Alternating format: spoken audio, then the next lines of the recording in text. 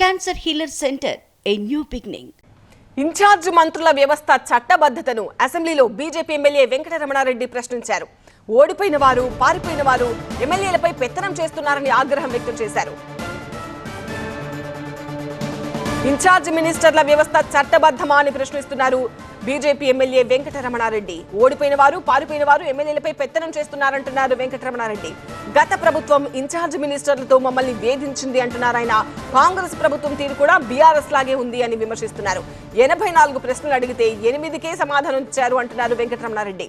ప్రభుత్వం సమర్థవంతంగా పనిచేస్తుంటే ఎందుకు సమాధానం చెప్పలేకపోతోంది అంటున్నారు ఆయన.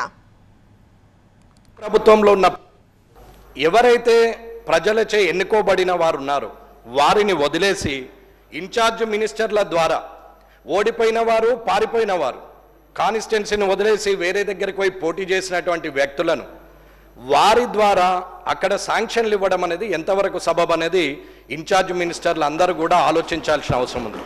అన్న, గత ప్రభుత్వం మమ్మల్ని ఇబ్బంది పెట్టిర్రు, కళ్ళకు నీరు తెప్పించిర్రు, మేము ఇబ్బంది పడ్డామని చెప్పుకుంటున్నటువంటి ఇప్పటి ప్రభుత్వంలో ఉన్న పెద్దలు మరి ఇప్పుడు మీరు చేస్తున్నది ఏంటి అనేది ఒక్కసారి ఆలోచించాల్సిన అవసరం ఉంది.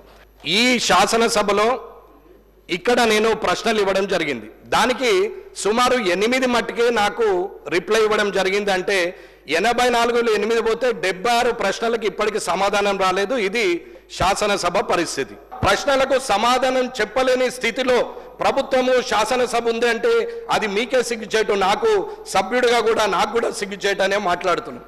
కాబట్టి ఇవాళ ప్రభుత్వం నిజంగా ధైర్యంగా ఉండి చేస్తున్నది నిజమే అయినప్పుడు అడిగిన ప్రశ్నకు సమాధానం ఇవ్వాల్సిన అవసరము అధికారులకు ఉన్నది, అలాగే ప్రభుత్వానికి ఉన్నది అని చెప్తున్నా నేను.